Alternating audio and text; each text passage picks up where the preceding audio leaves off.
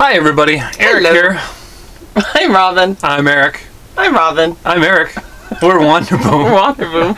Wonder Boom. Have some more wine. Yeah, we just started too. It's I like know. we're already. Okay. So, Little loopy. 6 months. 6 lessons we've learned in our first 6 months. It's kind of amazing, hard to believe it's already been 6 months. It's actually been a little over 6 months now.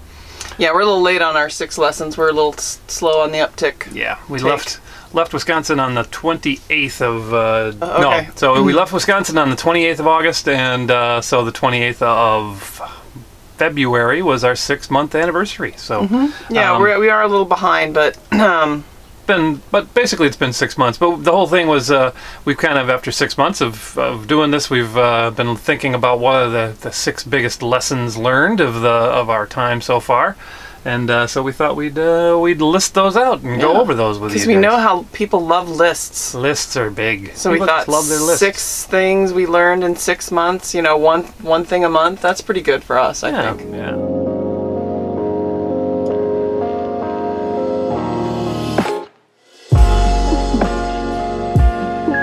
So the first one is when you are going to buy your rig, whatever it is, do your homework. You know, we spent months and months last winter looking at Sprinter vans, and I had drawings and plans all thought through in my mind. We knew what years we wanted. We had talked to everybody. We'd done our research. And then we decided. Then we couldn't find one, and they were too expensive. And so we all of a sudden, during our searches, I'd seen shuttle buses and buses and schoolies and things like that, but I didn't think Robin would be really open to the idea, so I never really mentioned it. And then finally, after being frustrated with trying to find a Sprinter, I mentioned, well, what about a shuttle bus or something like this? And I showed her one that was on Craigslist. And literally, like, in 3 days we went and bought it. And so without getting the engine checked out, without talking to people about what it was, what the engine, you know. So it was the 6-liter Ford, right?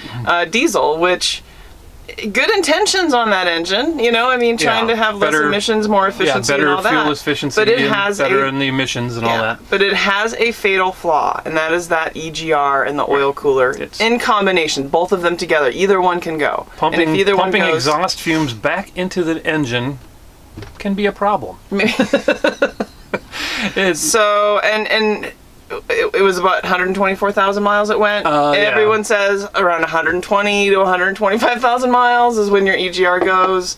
So this is our, if you have bought a shuttle, but if it is a 6-liter, I'm not saying that you're done, you know, but you will have to get that thing replaced. Right. You just will. It has to be part of your thing. So in our reasoning, I don't know if this is good or bad reasoning still to this day, but we figured we're paying $3,000 for this. We would have been paying $7,000 or $8,000 for a Sprinter. And at least, yeah. Yeah. I mean, I looked at one that was a piece of junk. I mean, it had 280,000 miles. It was beat to crap. It was a FedEx van that it had, the walls were dented. It was all beat up, and they still wanted $11,000 for it. And so, I mean, you know, we got this for $3,000. Now we understand why it was $3,000, because again, it was 6 liters are not as desirable. But and it was right at that time, right at the point where it could go. Yeah. You're gonna do when you are looking for your rig. Again, there's a lot of great resources out there. Bus and schoolie people in particular on YouTube. Jax Austin in particular really knows his stuff. Wes and Chris from the Off-Grid Schoolie. They're doing the Schoolie Academy. Yeah. I mean, there's so many great resources. And there's also on Facebook, there's the shuttle bus conversion page on Facebook that has over 1,000 members now, and a lot of really smart people, a lot of people with a lot of knowledge about shuttle buses. So if you're thinking about doing a shuttle bus, check out that page first, do your homework, and make sure that you get what you really want. Again, the 6-liter can be a fantastic engine. There's thousands of millions of these things out there. Yeah. And it's a strong engine. It's a really good, if it's working correctly. Right. So we feel like we dodged a bullet. So we just put $4,000 into this thing to get the new EGR, the new oil cooler, and a rebuilt turbo, and $1,000 of that money was them getting the glow plugs out, because this thing is such a bucket of rust. Right. So that is the other thing, rust. Rust. Buy your rig where there isn't rust, where there is not winter and salt and all of that, if possible. Buy it from in the Southwest. Yeah. where you're going to have the least amount. I mean, they have their own problems with dry rot and things like that, but nothing like the rust that you're going to get from the Midwest, from vehicles in the Midwest, I think. Yep. And so that was one of the things that we got impulsive, because we're like, oh, $3,000, and all of the things that we already had planned, we just projected onto this vehicle and not really thinking about, is this the right engine for us? Right. Yeah. And after we bought it, that's when I started looking into it, and then I saw all these forums and different things about the 6-liter and blah, blah, blah, and all that. So you need to, they just take care of them. They say change the oil cooler every 60,000 miles, and just make sure that you keep the coolant levels clean and flushed out every 6 or 10,000 miles or so. And the oil every 4,000 to 5,000 Change the miles. oil, do all those things that people say to do. Just be religious with it, and you can get a lot of time and a heck of a lot of years out of this engine. And baby it, don't push it too hard. And, yeah. Again, we thought we might have had to get a new engine, and so our decision was: do we put that much money into this, or do we find another rig?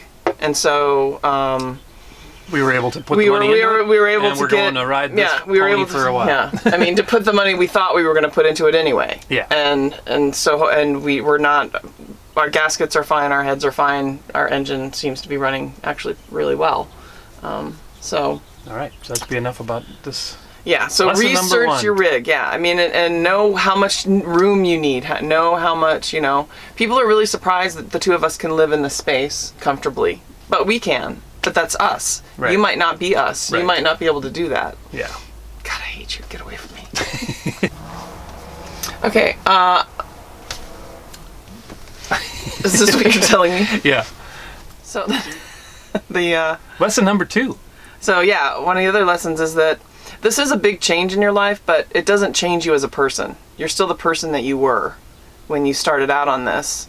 And so you have patterns that are ingrained. I have patterns that are ingrained. Eric does. And as much as you'd like those to just go away when you have a big change like this, they just don't. And so you still have to deal with that. A change like this can help motivate you and help move along because your circumstances are different and you have the opportunity to do something different from your old pattern, so it makes it easier. I'm one of those people, like I think many people out there, that as you every year, especially around the first of the year, you start thinking, oh, I need to be doing yoga and I need to be exercising more and I need to do this or do that, and then you think, well, I'll just change my whole life and then I'll do it. It doesn't just happen. You still have to. You still have to make time for it and plan for it. He's still not doing yoga. I'm still not doing it. Well, neither one of us has done a whole lot of yoga lately. But I would like to be doing yoga. But again, that's the big thing. It's not like things don't just magically change because now you're a nomadic person in the world. So you've fantasized about all of these things that you'll have time to do, which you do, but then you still fall into the thing of, I'm just going to watch some reruns of such and such show for a couple of hours this afternoon because that's what I feel like doing. And the time can get away from you very quickly. Yes. Or Candy Crush just comes and knocks on my door. They literally come and attack and just kidnap me and take me away. Games.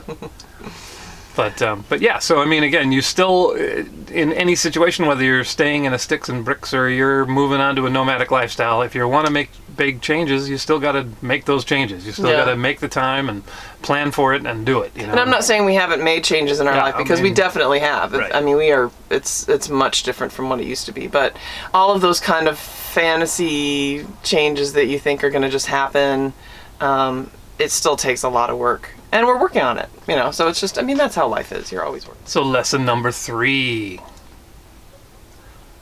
It's a hard one. It's a hard one for us control freaks. Yeah. I'm not as much of a control freak. But, no, not at all. But the big thing that we've learned is that you cannot control much. Right. Things are going to happen with your rig. Things are going to happen with where you thought you were going to stay, if you're going to boondock, especially, things are going to go wrong. Yeah, you got to plan ahead and do your best, but things come up, things happen. You might feel a little hinky about a spot, so you got to move somewhere else. There's all these, or I think the biggest one for us is just about things with the engine and stuff, or things that come up with the vehicle. We've had a fair amount of things that have happened. Yeah, and you just got to pretty much roll with it. There's nothing you can do about it except deal with it. We've become accustomed to waiting for the calling the tow people, waiting for them, expecting that it's going to be 3 days at some point. We've never had that issue. They've always come amazingly fast for each situation we were in. Yeah. I thought, anyway. They've all been awesome. Every driver that we've dealt with. Yep. And it's just you just go to the next step until you can't figure it out anymore, and then you figure out the next step eventually. I mean, that's really kind of how it works. Right. And again, one of the big thing is, how stressful is your life normally on a day-to-day basis? And then, I mean, one of the great things about doing this is it's a lot less stress because you're not focused that you got to work every day, grind it out, make money to pay a rent somewhere or pay your mortgage. So are we going to make it this month? So that takes that stress off a lot. So that's really nice, I mean, and so, but then there's just other things that are going to come up that you're going to need to deal with that you got to.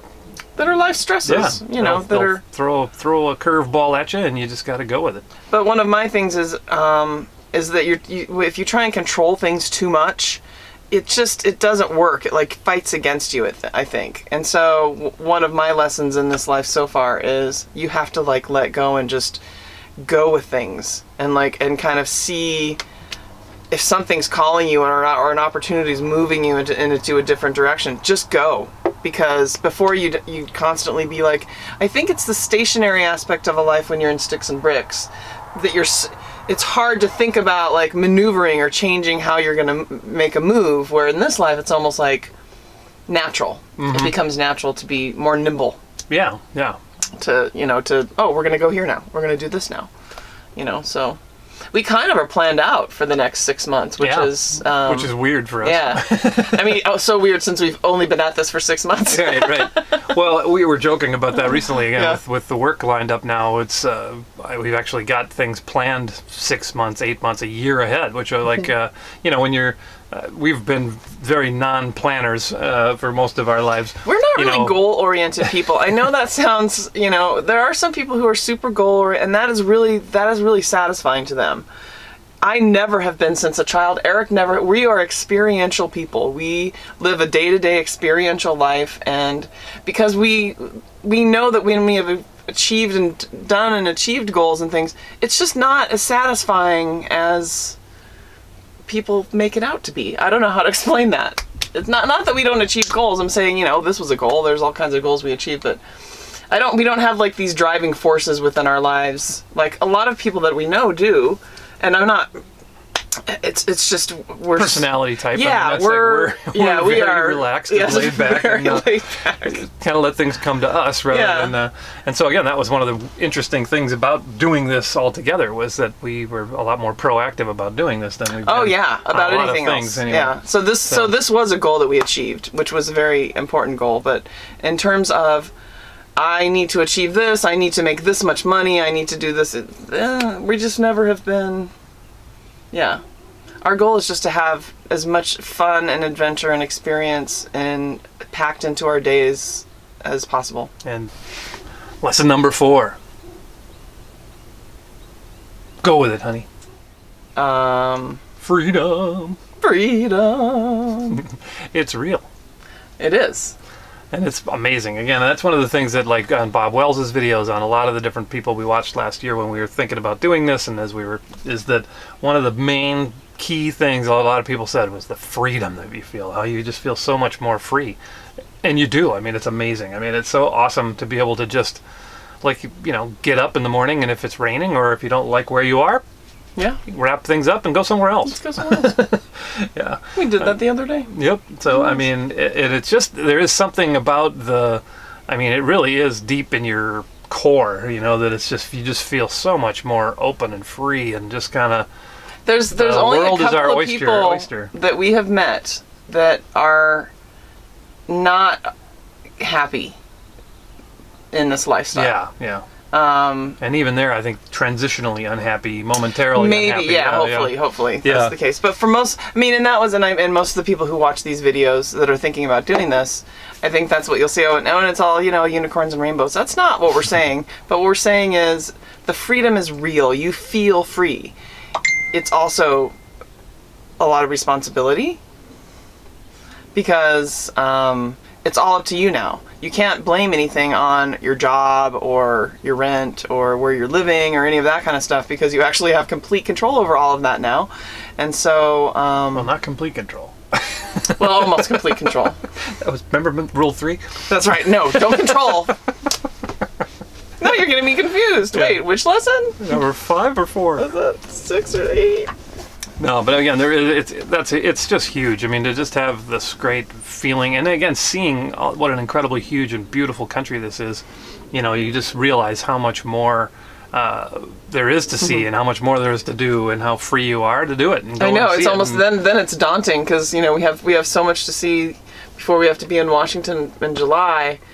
And I'm already overwhelmed with like how much of the stuff that I want to already doing between here and there. But that's okay. That's a terrible problem to have, I think. Yeah, yeah. So a lot of people ask us. Lesson number 5. Do you have regrets about your build?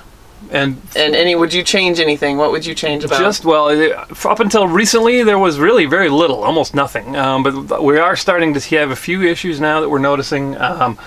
Cork flooring, if you're looking at doing cork, it's beautiful. We love it. It's awesome. It's soft underfoot, but it's not holding up really well. We've only been in 6 months. We're starting to see points along the seams that are starting to buckle up a little bit and swell.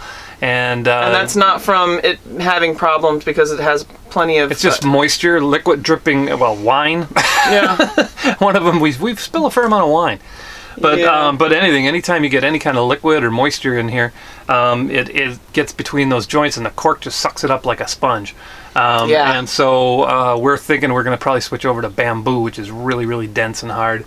And again, the other big thing, when you should be putting your floor in last or towards the very end, so that it's not trapped by your cabinets and all of your other build.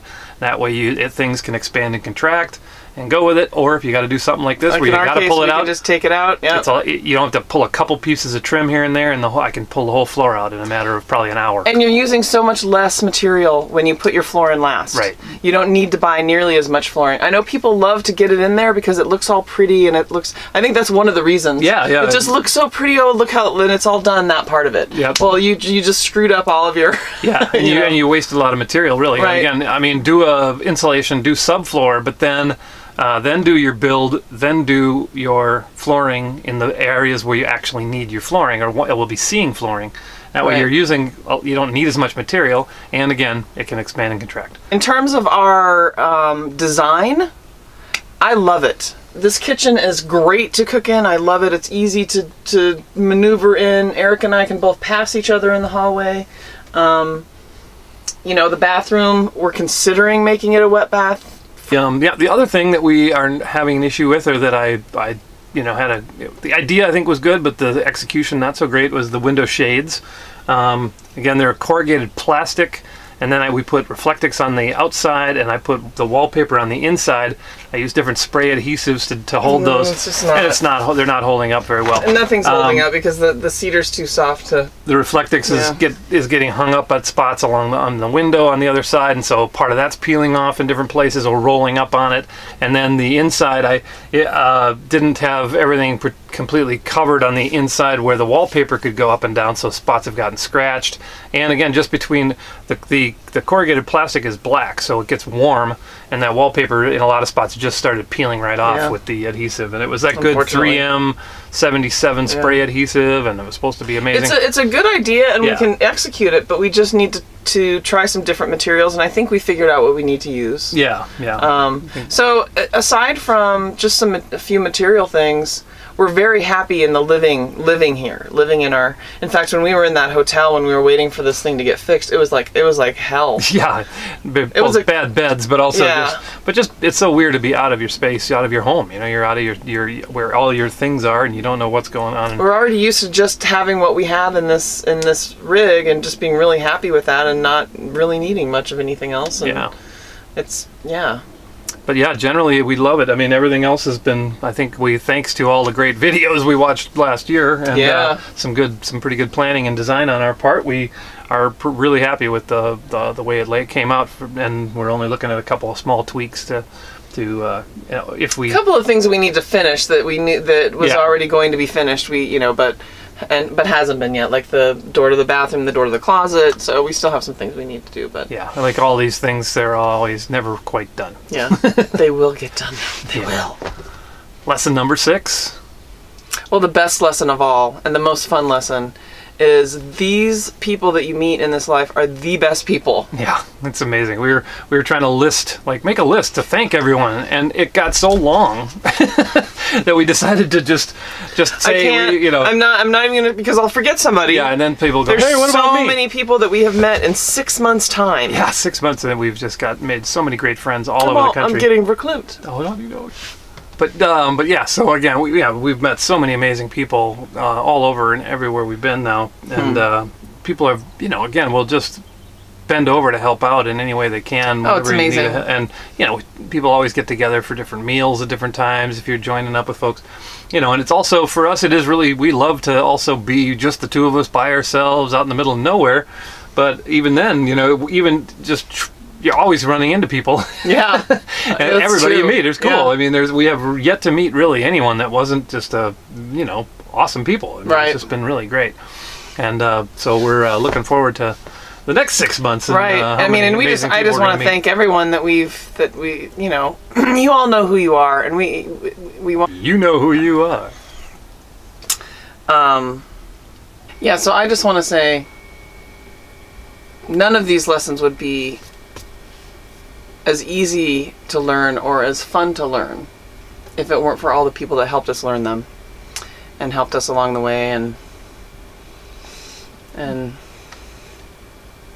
yeah, became friends and hung out and connected to other friends that we hung out with who connected to other friends. So I mean, that's the other thing that's really fun, is how you meet one person and then they also are already connected up with all these other people, so you end up being tied into this bigger group right. Every time you turn around, there's more people that are all know each other somewhat or are connected with this whole nomadic lifestyle. So we love it. Yeah. So those were our 6 lessons for our first 6 months. Yep. Hope those were somewhat helpful for everybody. And again, we've got a lot more coming soon on a van build that'll be happening. We'll be doing the van build videos.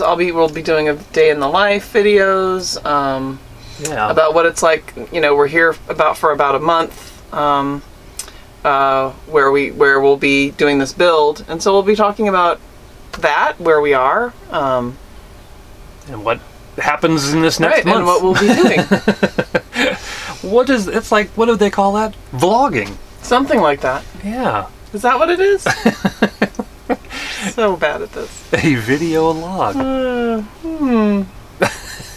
So. All right. Well, thanks, guys. Thanks a lot. Keep watching. Be sure to subscribe if you haven't. And do that.